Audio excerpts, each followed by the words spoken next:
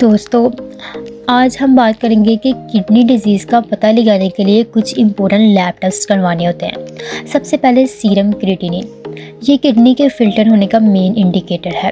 اس کی جو normal range ہوتی ہے وہ مین میں ہوتی ہے 0.7 to 1.3، وومن میں 0.6 to 1.1۔ اگر 1.3 سے زیادہ ہو جائے تو مائلڈ فنکشن ہوتا ہے، اگر 1.8 سے 3 تو ماڈریٹ، اور اگر یہ 3 سے زیادہ ہو جائے تو سیویئر کڈنی پرابلم۔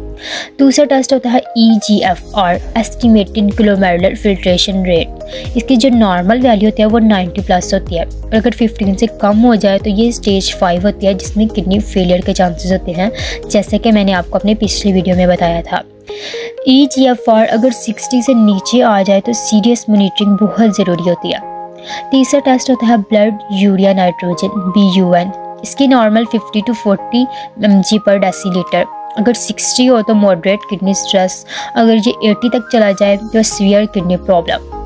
چوتھا ٹیسٹ ہوتا ہے UCE، urine complete examination. Protein, red blood sales, پس سیلز وغیرہ کو چیک کرنے کے لیے یہ ٹیسٹ ہوتا ہے۔ اگر پروٹین 2+ یا 3+، major kidney damage. Ultra sound ہم تب کرتے ہیں جب کڈنی سائز، سٹونز یا ابسٹرکشنز وغیرہ کو چیک کرنے کے لیے الٹرا ساؤنڈ کروایا جاتا ہے۔ اگر شرنکن کڈنی آ رہی ہے تو کرونک ڈیمیج ہے، ہائیڈرونیفروسس، سٹونز وغیرہ آ گئے ہیں تو بلاکیج وغیرہ ہوئی ہے۔ اب کڈنی ڈیمیج سلو کرنے کے لیے اور ہیلدی کڈنیز کے لیے یہ سٹیپس فالو کریں۔ کچھ لائف سٹائلز موڈیفیکیشن ضروری ہیں۔ پانی زیادہ پئیں یہاں تک کہ ڈاکٹر کی ریسٹرکشن نہ ہو۔ نمک وغیرہ کا استعمال کم کریں، سویلنگ اور BP کنٹرول کے لیے۔ پروسیسڈ فوڈز اوائڈ کریں، جیسے چپس، اس کے علاوہ فاسٹ فوڈز وغیرہ، ڈرنکس وغیرہ۔ شوگر اور جنک فوڈز کم کریں، ڈائبٹیز کے پیشنٹ کے لیے بہت امپورٹنٹ ہے۔ اسموکنگ اور الکوہل وغیرہ سے اوائڈ کریں۔ جو پوٹاشیم رچ فوڈ ماڈریٹ کریں، جیسے بناناز، اورینج، کوکونٹ واٹر، وہ بھی ڈاکٹر کے ایڈوائس کے ساتھ ہی استعمال کریں۔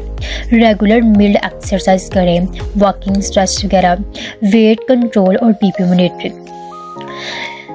تو دوستو کچھ ڈرگس میں آپ کو بتاتی ہوں جو کڈنی ڈیزیز کے پیشنٹس کو دی جاتی ہیں۔ زیادہ تر بلڈ پریشر وغیرہ کنٹرول کرنے کے لیے ACE انہیبیٹرز وغیرہ جیسے انیلاپریڈ، لزارٹن وغیرہ یوز کرتے ہیں۔ اس کے علاوہ ڈائیوریٹکس وغیرہ یوز کیے جاتے ہیں، فیروسیمائڈ وغیرہ جو سویلنگ اور فلوئڈ ریٹینشن وغیرہ کا کام کرتے ہیں۔ کچھ فاسفیٹ بائنڈرز وغیرہ یوز کیے جاتے ہیں۔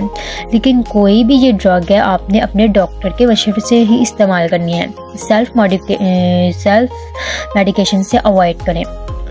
اگر آپ کو کڈنی ڈیزیز کے سمٹمز دکھ رہے ہیں یا آپ ہائی بلڈ پریشر، ڈائبٹیز اور کا شکار ہیں تو ریگولر لیب ٹیسٹ اور ڈاکٹر چیک اپ ضرور کروائیں۔